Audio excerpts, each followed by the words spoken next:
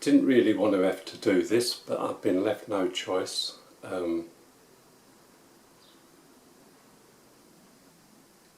First of all, let me say I'm totally opposed to all forms of discrimination.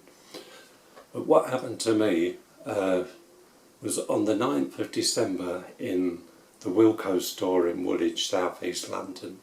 I was standing in line and I noticed how polite the checkout girl was to the black lady that she was serving. She was chatting to her, smiling, and very polite, and as the lady left, she said, "Have a nice day."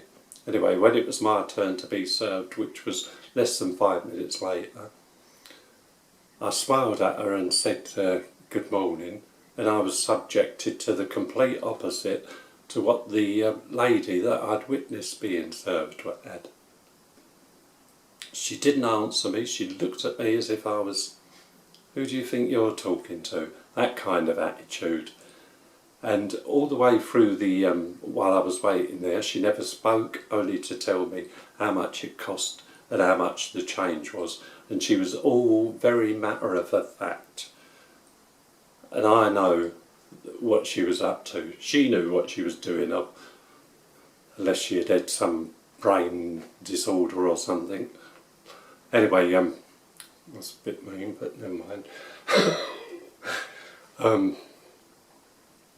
Well, she knew what she was up to anyway, I believe. There's no way, there's no excuse for what she did.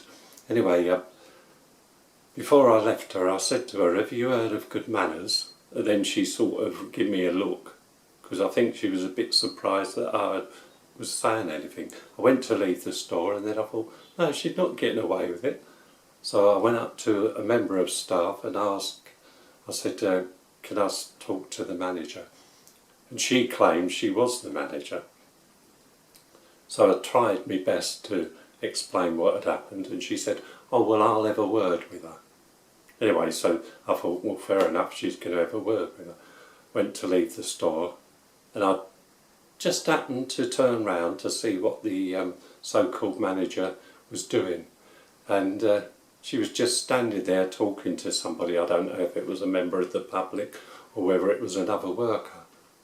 And I thought, well, she's not going to be doing much. So I went back and said, "Well, when you going to be saying something to her?" She said, "Oh, I'm not going to talk to her now. I'm going to wait until she's finished her shift." So I thought, oh, well, you're not going to get anywhere here. So I thought, well, I'll phone the head office. So I phoned the complaints department, and I spoke to, the first time I think it was a guy I spoke to, very apologetic. "Oh, really sorry that happened to you. The manager, he will phone you later on today." So that day went, no phone call. So the following day I rang up again. "Oh dear, we're very sorry. Give him a couple of days, and if you don't hear from him, he should phone you today, but if you don't, give him until the next day." So I gave him 2 days, still no phone call. So I phoned up again, the same thing.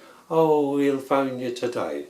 And that went on, and finally on the 20th of December I got the phone call. And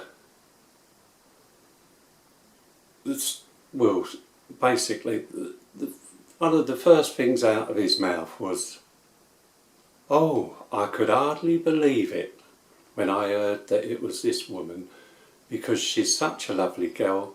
She's so popular, she's worked here for 3 years and we've never had any complaints about her." So I thought, oh, well, that says it all. You're not going to get anywhere here. So I wrote a letter complaining about the situation.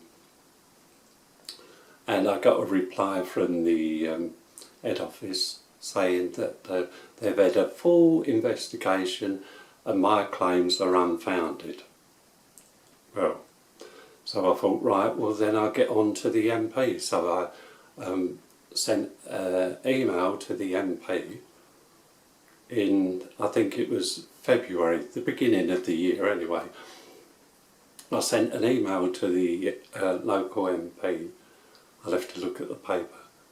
Mr. Ponga Asia, and I got a reply from her, and she was going to get in touch with the company. Anyway, quite a bit of time went through. I got the, well, I think I got the coronavirus and was sort of knocked out basically for 10 weeks. Anyway, when I felt well enough to actually do something, I sent an email to the MP and to find out what was going on, and the reply was, well, she hasn't heard back from the Wilko store, so she's done nothing. But I thought, well, that's lovely, isn't it? So the Wilko store are doing nothing, she's going to do nothing, so I've got to take it on myself to actually do something, because nobody else is going to do anything. Yet the MP claims that she's going to stand up against racism, she's going to do this, and she's going to, her voice will be heard when it suits her. Really, that's what she's saying. When it suits her, she won't tolerate this kind of behaviour. But she's done nothing to help me. And I've been forced, really, because Wilko's have shown total disregard for me, the customer, and the MP is just basically saying, oh well, she's not going to do anything because she's not supporting me, she's not done anything for me. So I've been forced by their lack of doing anything to go out on the street and protest on my own. And I think it's a damn disgrace the way they've behaved, the pair of them, with the company and the MP. They should be ashamed of themselves.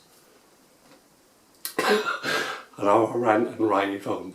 But I don't think that people should have to put up with the nonsense.